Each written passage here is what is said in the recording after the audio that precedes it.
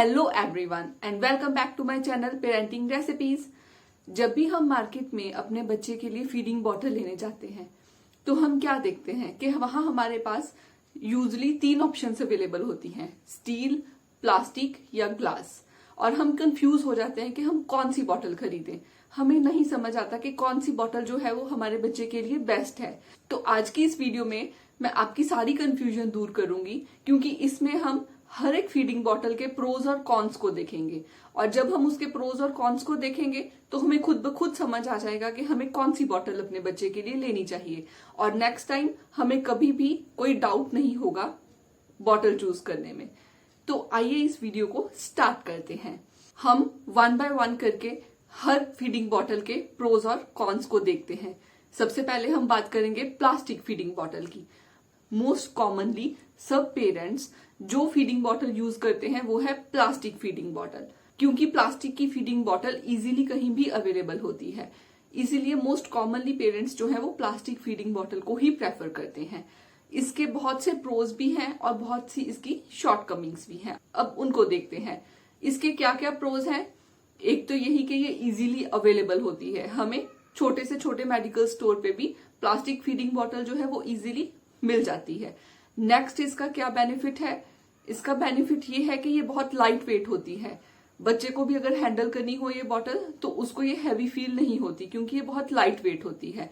Next इसका क्या benefit है कि ये कॉस्ट इफेक्टिव होती है, पॉकेट फ्रेंडली होती है compare to steel and glass feeding bottle. जो प्लास्टिक की फीडिंग बॉटल है ये उससे चीप होती है, तो इस तरीके से ये ज्यादा एक्सपेंसिव भी नहीं है। नेक्स्ट इसका क्या बेनिफिट है कि इसको कहीं भी कैरी करना बहुत ही इजी होता है, क्योंकि इसमें ब्रेकेज के चांसेस बहुत ही कम होते हैं। गिरने पे प्लास्टिक की फीडिंग बॉटल जो है वो इजीली नहीं टूटती, तो हम इसको कहीं भी लेके इजीली जा सकते हैं। अब हम देखते हैं कि इसकी क्या क्या शॉर्टकमिंग्स है या क्या क्या इसके कॉन्स हैं। शॉर्टकमिंग्स में जो सबसे फर्स्ट और जो सबसे मेन इंपॉर्टेंट पॉइंट है जो हम सबको ध्यान में रखना है वो ये है कि जो प्लास्टिक की फीडिंग बॉटल है वो इको फ्रेंडली नहीं है। प्लास्टिक जो है वो एक इको फ्रेंडली मटेरियल नहीं है। प्लास्टिक हमारे एनवायरनमेंट को बहुत ही ज्यादा पॉल्यूट करता है, क्योंकि ये इजीली डिग्रेड नहीं होता और लैंडफिल वेस्ट को बढ़ाता है। तो इसीलिए ये इको सेफ बिल्कुल भी नहीं है। नेक्स्ट इसकी सबसे मेन शॉर्टकमिंग जो है वो ये है कि हमारे बेबी के लिए भी सेफ नहीं है, क्योंकि प्लास्टिक जो है जब भी किसी गर्म चीज के कांटेक्ट में आता है, अगर हम उसमें गर्म दूध डालते हैं तो प्लास्टिक के कुछ मॉलिक्यूल्स उसमें रिलीज होते हैं हमारे उस फूड में।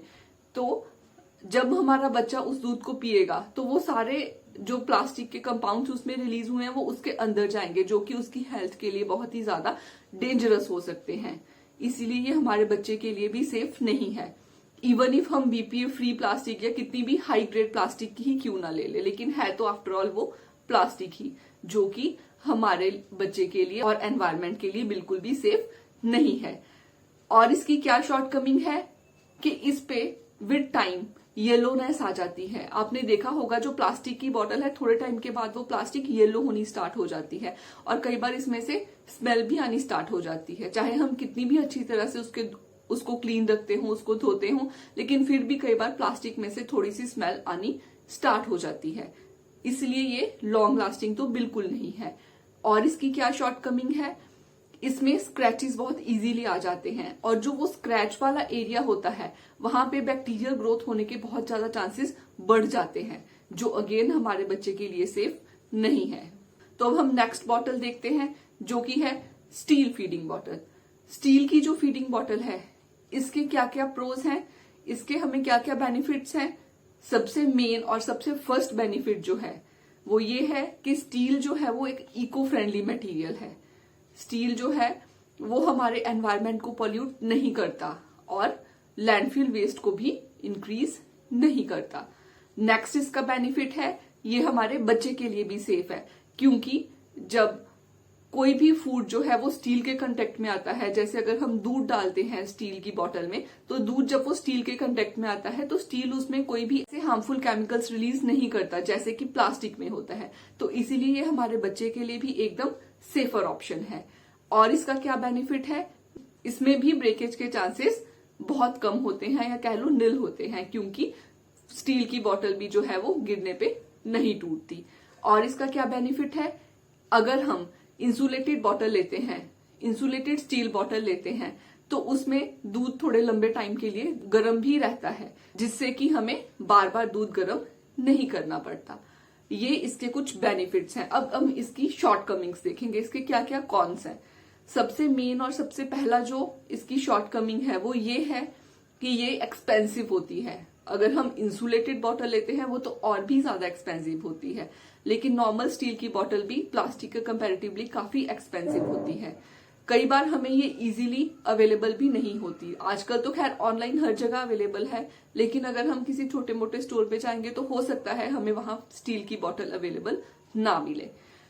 और इसकी क्या शॉर्टकमिंग्स है, हमारी स्टील की बॉटल इंसुलेटेड नहीं है तो वो बाहर से गर्म हो जाती है, स्टील बहुत जल्दी गर्म होती है, और हो सकता है कि हमारा बच्चा उस पर हाथ लगा दे और उसको वो गर्म लग सकती है। और इसके क्या शॉर्टकमिंग्स हैं, एक इसकी और शॉर्टकमिंग ये है कि इसमें ट्रांसपेरेंसी लिमिटेड होती है। मोस्टली जो स्टील की बॉटल्स मैंने देखी हैं वो पूरी तरफ से उसमें कवर्ड होती हैं। बहुत कम ऐसी बॉटल्स होती हैं जिसमें एक ट्रांसपेरेंट विंडो हो, तो वो उसमें ट्रांसपेरेंसी कम होने के कारण हम कई बार ये अंदाजा नहीं लगा पाते कि बच्चे ने अभी कितना दूध पी लिया है, कितना बचा है, कितना उसको देना है। हमें उसको खोल के ही देखना पड़ेगा क्योंकि वो पूरी कवर्ड होती हैं तो हमें बाहर से नहीं दिखता। तो ये स्टील बॉटल की कुछ एक शॉर्टकमिंग्स है। अब हम नेक्स्ट बात करेंगे ग्लास फीडिंग बॉटल की। ग्लास फीडिंग बॉटल जो है उसके क्या क्या बेनिफिट्स है, क्या क्या उसके प्रोज हैं। सबसे पहले और सबसे बड़ा बेनिफिट उसका ये है कि वो भी एक इको फ्रेंडली मटेरियल है। ग्लास भी हमारे एनवायरनमेंट को पॉल्यूट नहीं करता। ग्लास भी एक नॉन रिएक्टिव मटेरियल है, तो हम जो भी फूड ग्लास में डालते हैं ग्लास उससे रिएक्ट नहीं करता और कोई भी हार्मफुल केमिकल्स रिलीज नहीं करता। और इसका क्या बेनिफिट है, ग्लास की जो बॉटल है इसको ये इजी टू क्लीन है, इसको हम बहुत ही इजीली क्लीन कर सकते हैं। और इसका बेनिफिट ये है कि इसमें प्लास्टिक की तरह येलो होने के चांसेस भी नहीं होते। ग्लास की बॉटल जो है वो विद टाइम येलो नहीं होती, और अगर हम उसे अच्छे से वॉश करते हैं तो उसमें फाउल स्मेल भी नहीं आती, इसलिए ये लॉन्ग लास्टिंग भी है। और इसके क्या बेनिफिट्स हैं कि इसमें कोई भी हार्मफुल केमिकल्स नहीं होते, जैसे कि थैलेट्स या बीपीए, ऐसे कोई भी केमिकल्स नहीं होते जो हमारे एनवायरनमेंट के लिए या हमारे बच्चे के लिए सेफ ना हो। और अब हम देखते हैं इसकी क्या क्या शॉर्टकमिंग्स हैं या क्या क्या इसके कॉन्स हैं। सबसे मेन इसकी जो शॉर्टकमिंग है, जो कि हर पेरेंट्स का इशू ही होता है, वो ये है कि ये बहुत ही इजीली टूट जाती है। इसके ब्रेकेज के चांसेस बहुत ही ज्यादा हैं compare to plastic and steel feeding bottle. ठीक है, ये इसकी शॉर्टकमिंग है कि ग्लास की बॉटल जो है वो गिर के बहुत इजीली टूट जाती है, लेकिन आजकल टेम्पर्ड ग्लास की बॉटल्स आती हैं, बोरोसिलिकेट ग्लास की आती हैं, जो इतनी इजीली नहीं टूटती। मतलब हल्का सा अगर वो कहीं टच हो जाती है तो उतने में वो नहीं टूटती। हाँ, अगर किसी हाइट से गिरेगी तो ऑब्वियस ही बात है कि वो टूटेगी, क्योंकि वो after all it is a glass, लेकिन हल्का सा कहीं टच होने पे वो इतनी जल्दी नहीं टूटती। तो मेनली पेरेंट्स का ग्लास बॉटल को प्रेफर नहीं करने का रीजन यही होता है कि ये तो बहुत इजीली टूट जाती है। और इसकी क्या शॉर्टकमिंग है कि इसका वेट जो है वो थोड़ा हैवी होता है, ये इतनी लाइट वेट नहीं होती जैसे कि प्लास्टिक की बॉटल होती है। ग्लास की बॉटल कैरी करने के लिए कंपैरेटिवली थोड़ी सी हैवी होती है।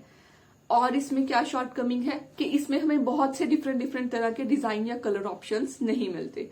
इनफैक्ट स्टील और ग्लास दोनों में ही नहीं मिलते। जैसे प्लास्टिक की फीडिंग बॉटल्स होती हैं, हमें उसमें बहुत से अलग अलग तरह के डिजाइन्स मिल जाते हैं, कलरफुल कार्टून्स बने होते हैं, अलग अलग तरह के कैरेक्टर्स बने होते हैं। वो सारी चीजें हमें स्टील या ग्लास में बहुत ही कम मिलती हैं। तो ये इसकी कुछ शॉर्टकमिंग्स हैं। तो अब हम इसका कंक्लूजन निकालते हैं। वैसे तो आप सबको खुद ये आइडिया हो ही गया होगा कि कौन सी फीडिंग बॉटल बेस्ट है और हमें कौन सी बॉटल को अवॉइड करना चाहिए। तो हमें इस पूरी डिस्कशन से क्या पता चला कि हमें प्लास्टिक की फीडिंग बॉटल को अवॉइड करना चाहिए, क्योंकि प्लास्टिक जो है वो इन एनी केस हमारे बच्चे या एनवायरनमेंट के लिए सेफ नहीं है। और कौन सी बॉटल को प्रेफर करना चाहिए, स्टील और ग्लास, ये दोनों ही सेफ ऑप्शंस हैं, ये दोनों ऑप्शंस ही ठीक है। लेकिन अगर इन दोनों में से भी चूज करना हो, according to my opinion and according to my experience, क्योंकि मैंने ये तीनों बॉटल्स ही यूज करके देखी हैं, और स्टील और ग्लास में से अगर मुझे चूज करना हो तो मैं ग्लास को ही प्रेफर करूंगी, क्योंकि ग्लास की जो फीडिंग बॉटल है वो ही बेस्ट है। क्योंकि एक तो वो स्टील की बॉटल जितनी एक्सपेंसिव भी नहीं है, कंपेरेटिवली स्टील से चीप है। और सेकंड, हम ग्लास को क्यों प्रेफर करेंगे? क्योंकि ग्लास एक बहुत ही न्यूट्रल मटेरियल है, वो बिल्कुल भी किसी भी हमारे फूड से रिएक्ट नहीं करता। और ग्लास की जो फीडिंग बॉटल है उसकी जो एक शॉर्टकमिंग है कि वो गिर के इजीली टूट जाती है, उसको भी हम ओवरकम कर सकते हैं। उसको ओवरकम करने के लिए हम क्या करेंगे? जो मार्केट में कपड़े के वो कुशन वाले बॉटल कवर्स आते हैं वो हम यूज कर सकते हैं। अगर हम उस कवर में ग्लास की बॉटल को डाल देंगे तो वो हल्का सा अगर कहीं गिरेगी तो वो नहीं टूटेगी, या उसके टूटने के चांसेस बहुत ही कम हो जाएंगे। तो इस तरीके से हम इस एक छोटी सी शॉर्टकमिंग को ओवरकम कर सकते हैं और अपने बच्चे के लिए बेस्ट बॉटल चूज कर सकते हैं। सो आई होप ये वीडियो आपके लिए बहुत ही ज्यादा इंफॉर्मेटिव हो, और नेक्स्ट टाइम आप जब भी बॉटल लेने जाओ आपके माइंड में कोई भी डाउट ना हो।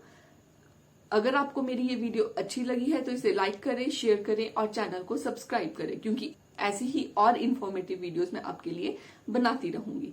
Till then, bye bye and happy parenting.